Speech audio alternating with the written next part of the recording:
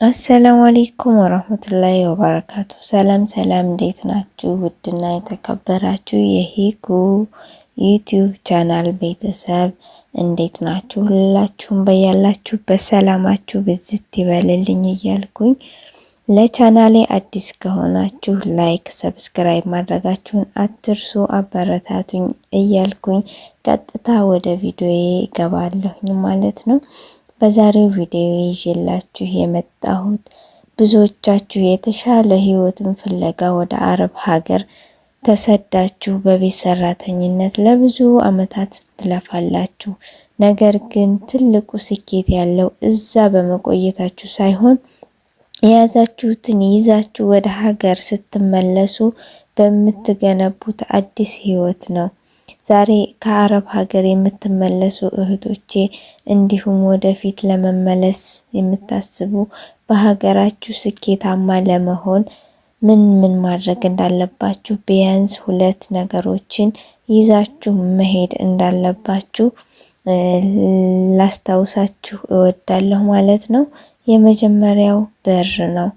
ብር የተለያየ ነገር ሰርታችሁ ሊሆን ይችላል ኢትዮጵያ ውስጥ ቤት እንዲሁም ደግሞ ቦታ እንዲሁም ሌሎች ነገሮችን ቤተሰብ ልትረዱ ትችላላችሁ። እና ከዛ በተጨማሪ በምትሄዱበት ጊዜ አቅዳችሁ መጀመሪያ እዚሁ ያላችሁ ምን መስራት እንዳለባችሁ አቅዳችሁ ከዛም ደግሞ እንደሄዳችሁ ቀጥታ ወደ ስራ የምታስገቡበት ብር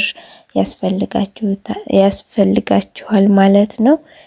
ለምሳሌ ወዲያው እንደገባችሁ ቀጥታ የአጭር ጊዜ ደስታን የሚያመጣ ነገር ብቻ ሳይሆን ማድረግ ያለባችሁ እዛ ስትገቡ ብዙ ሰዎች ቤተሰብ፣ ዘመድ፣ ጓደኛ በደስታ ሊቀበሏችሁ ይችላሉ።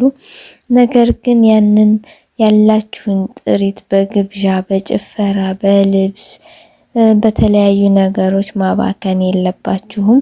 ምክንያቱም ገንዘቡ ለወደፊት ህይወታችሁ ማረጋገጫ መሆን አለበት ማለት ነው።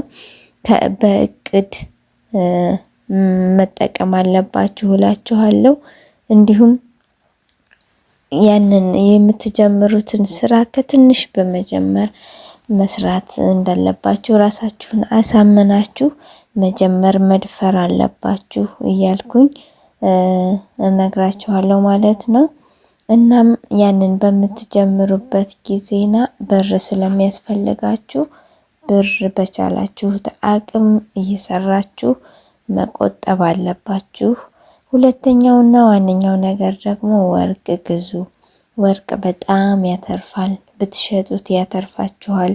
ብታስቀምጡት ደግሞ ተጠቅማችሁበት አጊጣችሁበት ከዛም በኋላ ወደ ብር መቀየር የምትችሉት ነገር ነው ማለት ነው።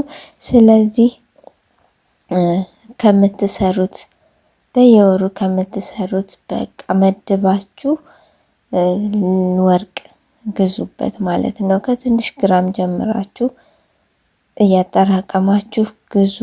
ከዛም በኋላ አንድ ቀን በሚቸግራችሁ ጊዜና ወይንም ደግሞ በስራችሁ ኪሳራ ቢያጋጥማችሁ ወይንም ተጨማሪ ብር ቢያስፈልጋችሁ የዛኔ ትጠቀሙታላችሁ ማለት ነው።